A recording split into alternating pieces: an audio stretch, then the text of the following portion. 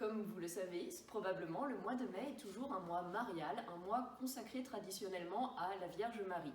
Évidemment, ce mois de mai 2020 prend une tonalité un petit peu spéciale du fait des circonstances. Mais le pape François nous a invités dans une lettre d'il y a quelques jours à nous tourner vers la Vierge Marie en ce temps de pandémie. Il a écrit « Contempler ensemble le visage du Christ avec le cœur de Marie, notre mère, nous rendra encore plus unis comme famille spirituelle et nous aidera à surmonter cette épreuve. » Voilà pourquoi cette formation qui s'appelle « Ce que l'Église dit de Marie et ce que Marie dit à l'Église » veut nous aider aussi à entrer dans cette dynamique. Tout d'abord, vous avez dit Marie. Personnellement, dans ma vie spirituelle, j'ai mis un petit peu de temps à entrer dans une spiritualité mariale parce que j'avais une conception pas très ajustée de la Vierge Marie. Tout d'abord, Marie, parce qu'elle n'est pas une déesse grecque ou une déesse tout court. Marie n'est pas non plus la quatrième personne de la Trinité. Elle n'est ni le Père, ni le Fils, ni le Saint-Esprit. Marie, ce n'est pas non plus une femme hors sol, une femme désincarnée. Comme, à contrario, Marie n'est pas une femme soumise, complètement rabaissée. Au contraire, c'est une femme dans toute sa grandeur, dans toute sa simplicité. C'est un peu une grande sœur en réalité, Marie. Et ce qui compte, c'est que Marie, tout le temps, dans quasiment toutes ses représentations, en réalité, elle nous désigne son Fils. Elle nous désigne le Christ. Alors, si on l'apprend comme ça vaut le coup de suivre son chemin. Un vieux prêtre de mes amis me racontait un jour qu'il avait sur sa glace de salle de bain une petite image de Marie pour se dire tous les matins en se levant « Eh bien, moi aussi, enseigne-moi, Marie, s'il te plaît, à me mettre à la suite du Christ. » J'avoue que depuis, j'ai fait pareil et que j'ai une toute petite image de Marie sur la glace de ma salle de bain. Je trouve que c'est une belle manière d'entrer dans la journée. Mais pourquoi parler de Marie? On aurait, et comment en parler? On aurait 100 lieux de pèlerinage à citer, 1000 trucs à dire, 10 000 tableaux ou représentations à montrer. Mais dans l'invitation du pape, il est vraiment question de prier ensemble. Et c'est pour cela que je vous propose de parler de ce que l'Église, c'est-à-dire nous sommes l'Église, dit de Marie, afin de mieux comprendre en retour ce que Marie dit à l'Église, c'est-à-dire à chacun de nous, dans une forme de cercle un petit peu vertueux pour nous aider à aller mieux vers Dieu. En guise d'introduction, dans la Bible, Marie est avant tout présentée comme la mère de Jésus, surtout chez Matthieu et chez Saint Luc. Il y a notamment la Nativité en Saint Luc, chapitre 2. Je cite Joseph lui aussi monta de Galilée, depuis la ville de Nazareth vers la Judée, jusqu'à la ville de David, appelée Bethléem. Il était en effet de la maison et de la lignée de David. Il venait se faire recenser avec Marie, qui lui avait été accordée en mariage et qui était enceinte. Or, pendant qu'ils étaient là, le temps où elle devait enfanter fut accompli. Et elle mit au monde son fils premier-né. Elle l'emmaillota et le coucha dans une mangeoire, car il n'y avait pas de place pour eux dans la salle commune. Elle ouvre l'avenir avec cette naissance. Mais c'est sans doute encore plus puissant, et la figure de Marie comporte plein de choses. Chez Saint Luc et chez Saint Matthieu, il y a des chronologies qui resituent Marie dans l'ensemble, qui situent le Christ dans l'ensemble de l'histoire du salut. Et on a vraiment l'impression que Marie, elle est porteuse de tout ce désir d'Israël qui attendait le Messie, son libérateur. Comme un de mes profs de théologie le disait, Marie, c'est la figure de l'espérance d'Israël, et c'est aussi en transposant la figure de nous, notre espérance chrétienne. C'est encore marqué de manière plus forte lors de deux moments phares que sont l'Annonciation et la Visitation.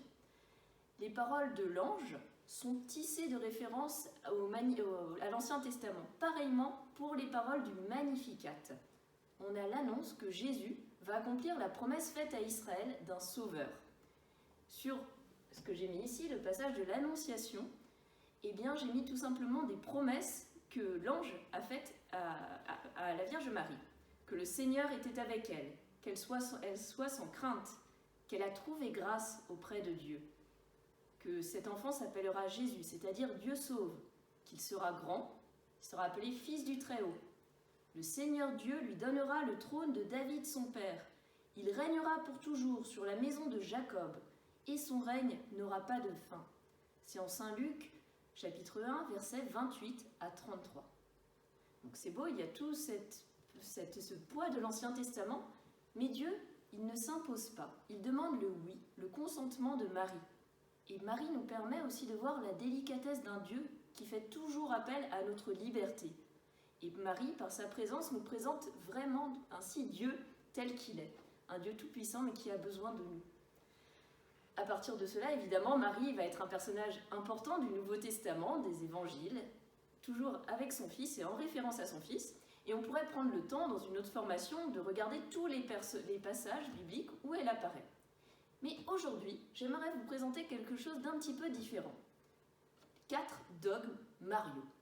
Alors dogme, c'est un mot qui fait parfois un petit peu peur. Le dogme, on imagine ça comme une vérité vraiment imposée d'un coup qui va nous sembler lointaine. À l'origine, dogme, ça vient du grec dogma et ça veut dire la croyance. Donc l'idée, c'est de voir ce que croit l'Église de la Vierge Marie et pourquoi. Et parce que ça nous aide derrière, nous aussi, à mieux croire. Il y en a 4 qui ont été définis au fil des siècles, des premiers siècles jusqu'au XXe siècle pour le dernier. Donc Marie, Mère de Dieu, Marie toujours Vierge, l'Immaculée Conception et enfin l'Assomption. Je vous propose simplement de les passer en revue et de voir en quoi ils nous enseignent pour aujourd'hui. Le premier, c'est Marie, Mère de Dieu, Marie Théotokos. Je ne vais pas m'y arrêter longtemps car c'est la conséquence de ce qu'on a dit dans la Bible, Marie, Mère de Jésus. Dans les premiers siècles de l'Église, on est plein de ferveur, on cherche à dire ce qu'on croit avec plus de justesse et du coup ça se castagne un petit peu sévère entre les pères de l'Église. On ne sait pas encore trop comment on va parler de tout cela. Mais on prie néanmoins très tôt Marie comme Mère de Dieu, mais ce n'était pas défini de manière ferme. Pourquoi ? Parce qu'on a eu du mal avant à se mettre d'accord sur vraiment qui était Jésus. Est-ce que c'était seulement un homme ? Est-ce que c'était seulement un Dieu ? Est-ce que c'était un homme adopté par Dieu ? On avait un petit peu de mal. Alors, en 381, on a affirmé la divinité du Christ et on peut dire dans la suite que Marie est aussi la mère de Dieu, du Fils de Dieu, en l'occurrence, qui est Jésus. Ça a été proclamé en 431 au Concile d'Éphèse.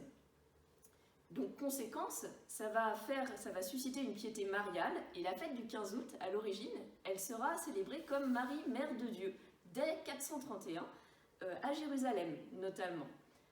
La conséquence pour nous, c'est que Dieu ne nous sauve pas sans nous. Il a besoin de l'humanité, comme je le disais, sur Marie, Mère de Jésus. Mais donc Marie, Mère du Fils de Dieu, Marie, Mère de Dieu. Le deuxième dogme, c'est aussi l'ancrage dans l'Écriture tel qu'on le disait avant, Marie, toujours vierge. C'est la suite, du passage que j'avais cité avant. Je lis. Marie dit à l'ange, « Comment cela va-t-il se faire puisque je ne connais pas d'homme ?» L'ange lui répondit, « L'Esprit Saint viendra sur toi et la puissance du Très-Haut te prendra sous son ombre. C'est pourquoi celui qui va naître sera saint, il sera appelé Fils de Dieu. Or voici que dans sa vieillesse, Élisabeth, ta parente, a conçu elle aussi un fils et en est à son 6e mois, alors qu'on l'appelait la femme stérile, car rien n'est impossible à Dieu. » Vous allez dire, c'est gentil, Marie a été enceinte sans avoir de relation avec Joseph, très bien, mais en quoi ça nous concerne ? Est-ce que ça fait de Marie quelqu'un d'hors norme ? Quelqu'un qui a vécu quelque chose de biologiquement fou ? Est-ce que ça fait de Marie quelqu'un d'inaccessible ? Je crois qu'il faut un petit peu renverser la perspective. Déjà, parler derrière cela du Christ. La conception ordinaire d'un enfant est quelque chose de magnifique. Mais là, ça nous dit quelque chose de l'absolue liberté de Dieu. Il y a un texte, je vous ai mis ici un extrait d'un théologien, il est peut-être un peu compliqué, mais je crois que c'est intéressant, je vais vous le lire tout de même. « Ce n'est pas que la naissance normale et naturelle d'un homme fût en quelque sorte grevée d'une souillure ou d'une suspicion. C'est pour que ceci soit clairement mis en évidence, le cours terrestre du monde, si entremêlé qu'il soit de la plus grande noblesse que ce monde peut fournir, se trouve ici interrompu. D'en haut tombe verticalement l'imprévisible miséricorde de Dieu. La naissance du Fils, qui bien qu'il prenne de notre chair et de notre race ce qu'il veut être, n'en est pas moins dans son humanité le pur effet de l'acte libre du Dieu éternel. » Ce qui est intéressant dans ce passage qui fait un petit peu compliqué, il dit quelque chose d'assez simple et de bouleversant. C'est que Dieu vient bouleverser le cours ordinaire du monde en s'inscrivant dans le cours du temps. C'est parfois comme quand Dieu surgit dans nos vies exactement de la même manière. La deuxième chose qu'on peut lire dans ce dogme de Marie toujours vierge, c'est qu'il y a la disponibilité totale à l'action de Dieu. Ça, c'est un vrai exemple pour nous tous. C'est un engagement de Marie, de tout son être, à plein corps et à plein cœur, envers le Fils de Dieu qu'elle a porté et auquel elle a donné naissance, et dont elle a conscience qu'il vient de Dieu. Voilà donc pour ces deux premiers dogmes qui datent des premiers temps de l'Église. Dans la vidéo suivante, nous verrons les dogmes suivants qui ont été définis et ce qu'ils peuvent nous apporter. À bientôt.